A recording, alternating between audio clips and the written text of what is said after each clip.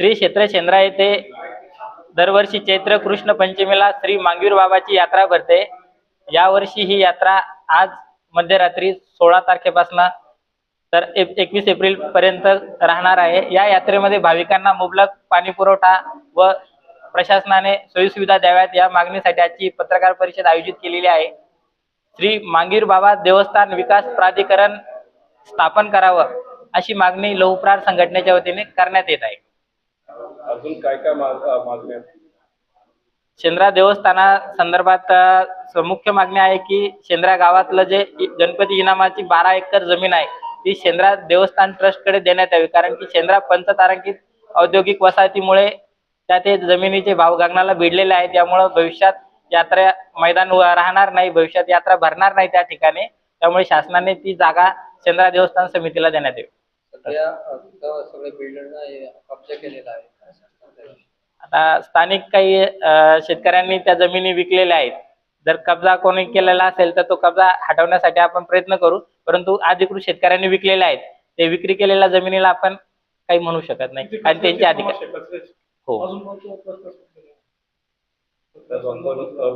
वर्गीकरणासाठी जनजागृती करण्याचा उल्लेख केलेला आहे। हो, आपली काय पद्धत असणार आहे आणि कोण कोण यामध्ये सहभागी होणार आहे आणि काय जनजागृती करणार? शेंद्रा यात्रेमध्ये लहुप्रार संघटनेच्या वतीने आरक्षण उपवर्गीकरणासंदर्भात जनजागृती केली जाणार आहे।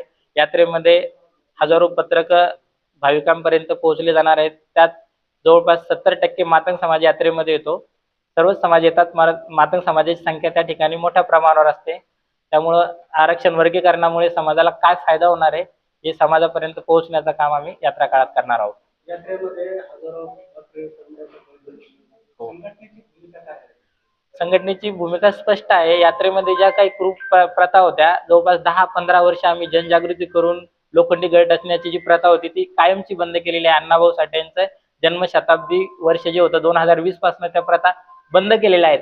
मात्र सतत यात्रे बद्दल कुप्रथा आहेत, संपूर्ण महाराष्ट्रातच नाही देशभरात वेगवेगळ्या कुप्रथा आहेत, याबद्दल म्हणजे कुणी बोलत नाही। मात्र मांगीर बाबा हे उपेक्षितांचं एक श्रद्धास्थान आहे, त्या श्रद्धास्थानाला टार्गेट केला जात आहे।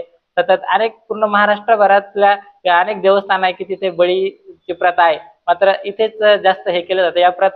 या प्रथेला म्हणजे सुरू राहतील या प्रथेबद्दल आमचं भूमिका आहे की बाबा या शासनाने ज्या काही प्राण्यांचे दिलेले आहेत वन्य प्राणी म्हणून, अशा प्राण्यांची तिथे बळी दिला जात नाही, किंवा गोवंश आहे त्या गोवंशाची पण तिथे बळी देत नाही। कोंबडा आणि बकरा हे मांसाहाराचा प्रकार आहे, मातंग समाज मांसाहारी आहे, त्यामुळे समाजाने ते सेवन केलं किंवा तिथे येऊन